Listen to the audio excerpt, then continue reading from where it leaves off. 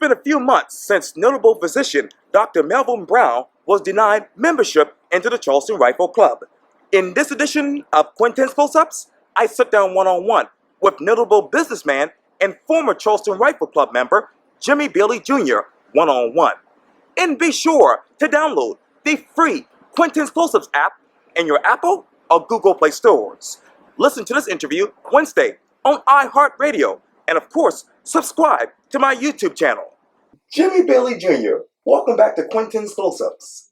Thank you. It's good to be here again. Yes, sir. You talk about it again because obviously people are still talking about the Charleston Rifle Club.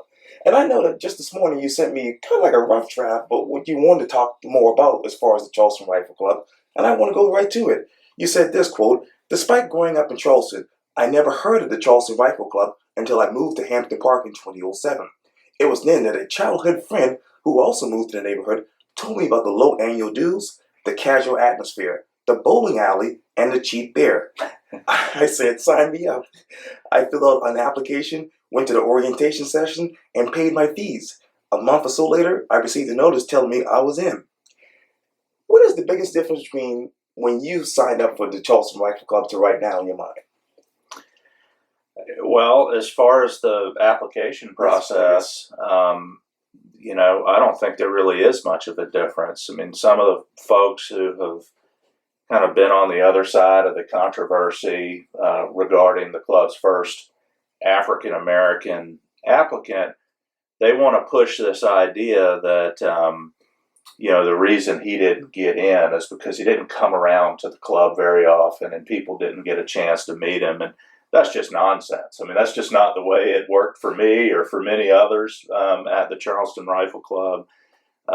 Somewhere along the line, they did change the process a little bit where you actually show up to the meeting where your application is voted on. But, way back then up to now, it's pretty much been a rubber stamp process. You pay your fees and you get in. Get in.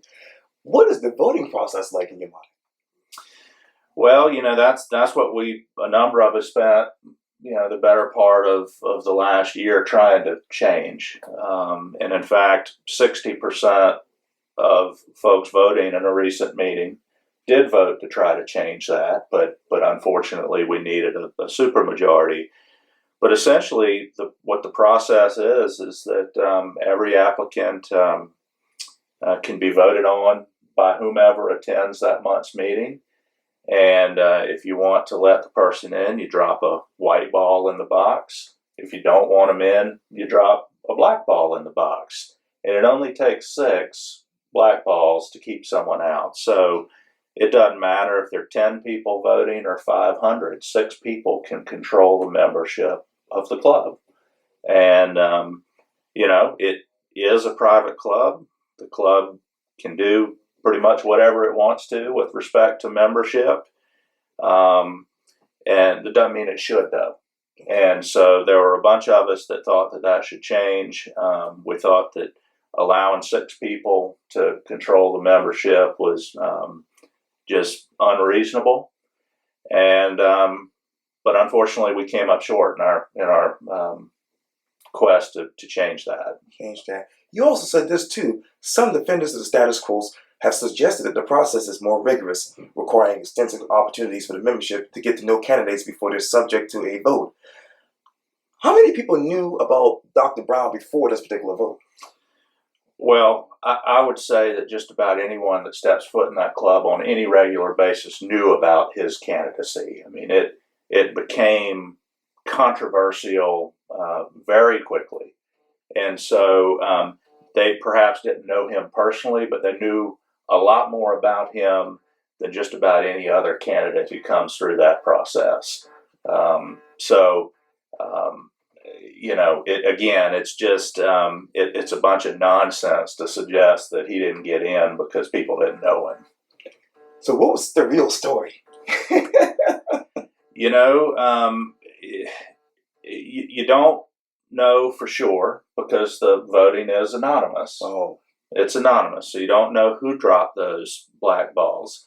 But when you consider that in all my years of being a member and all the years of my friends being members, they never ever remember someone being rejected until Dr. Brown. And the only difference between Dr. Brown and anyone else that came through that process was the color of his skin. So, folks want to hide behind, again, things like he, didn't come around, he didn't get introduced, but it just isn't the case. In the case. You also said this too. In fact, they suggested the club's first only African American applicant was blackballed was because he didn't spend enough time getting to know the members. How much time did he spend with these members, in your mind?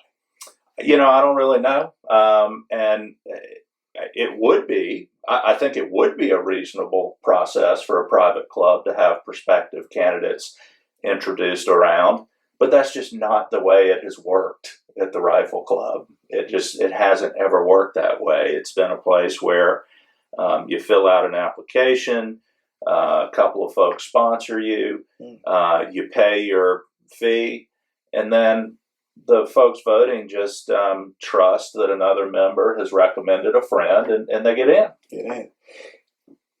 This might be a silly question. How many people supported Dr. Brown, sponsored him when he filled out his application? Well, the application only has spots for, I think, 2-3 sponsors, Okay. but certainly there could have been many more if that was necessary. But I think if I recall, maybe you have to have an endorser and 2 sponsors or something like that. Oh.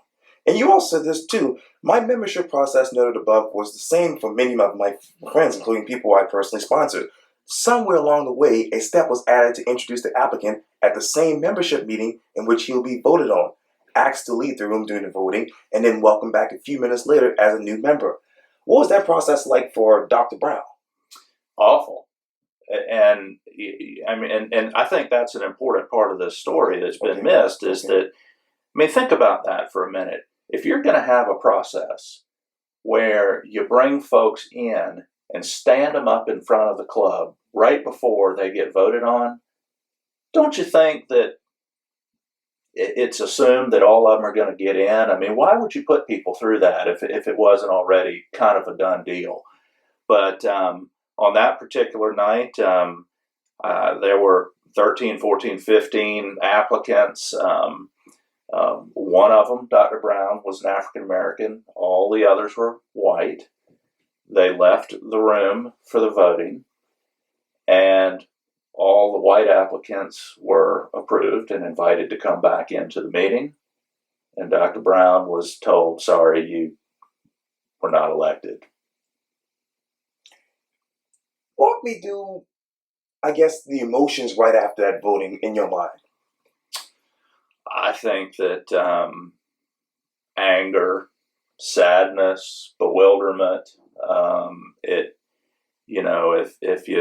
If you look at Melvin Brown's resume, if you know his personality, if you know anything about him, it's impossible to say that he doesn't measure up to whatever standard anyone would have to invite him to be a member of their club. And so it's shocking, really, I guess is the best way to describe it. And you also say in this rough draft, you said this too. My circle of friends at the Rifle Club, including some neighbors and the people I bowled with during my Monday night lead. I read the monthly newsletters and occasionally visited on Friday nights when a raffle took place at the bar, in the bar. Otherwise, I didn't concern myself too much with the governance of the club. What is the governance of the club now? Well, what I really mean by that is I use the club for socially on Monday nights for a bowling league, and I didn't go that often to the monthly meetings or whatnot, and so I was content at the time just to go along to get along, and didn't really know anything was wrong. And then somewhere I think it was in 2016. I know it was after the Emmanuel tragedy. The board brought to the membership a bylaw change that would have made the Confederate flag an official flag of the club. And I thought, my God, this is particularly in light of what happened at Emmanuel and the fact that the state had taken the flag down. I thought, this is really insensitive, intolerant, and just dumb.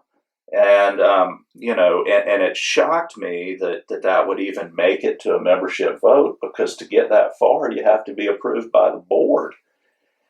And so that raised a red flag, and I said, all right, I need to start going to these meetings. I mean, I went to that meeting to vote against it, and thank God it failed. That was one good decision made by the club in the last few years.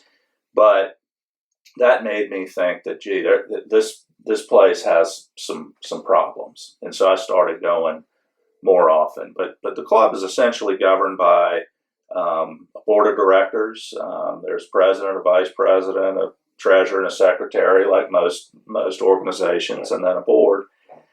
And they make most of the operational day-to-day decisions. And then occasionally there are things like a bylaw change that the membership needs to vote on. Now, I should have asked this earlier, but how many times did Dr. Brown try to become a member of this club in your mind prior to this controversial vote?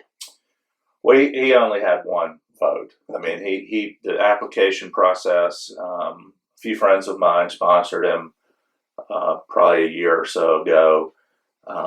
And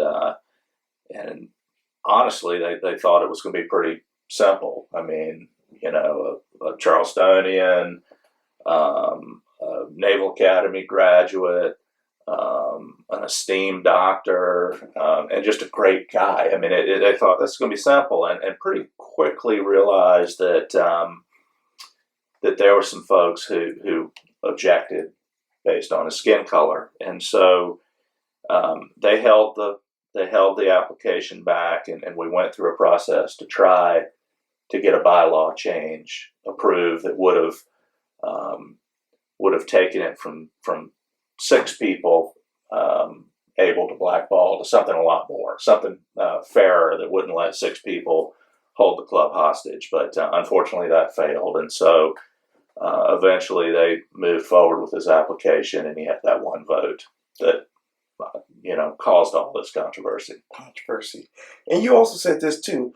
It may well have been the vote on the flag that solidified factions, but it never seemed the same after that. What is it like inside the Charleston Rifle Club now? Well, I resigned. I resigned after the vote last month that again did not change the bylaws, but really over the last couple of years, it's been tense. A lot of walking on eggshells around that place between really 2 groups of folks, maybe 3 groups. One group is very much vocally supportive of change. Another group vocally against change. And then I think a third group, and I don't know how big this group is, but a group of people that just wish the whole thing would go away. Which group supported Dr. Brown? Oh, I think that definitely the folks that were vocally in favor of change. I suspect a large number of the people that just wish the issue would go away. Okay. But it's hard to know. It's hard to know. I mean, over 100 club members signed an online petition rejecting what happened there. But unless you did a poll of each and every member, it's hard to know for sure. For sure. Well, Jimmy Bailey Jr., thank you so much for your time, and welcome back again to Quintin's Close-Ups. Thanks for having me, Quintin. Appreciate it. Anytime. And when you run for council or mayor, just let me know.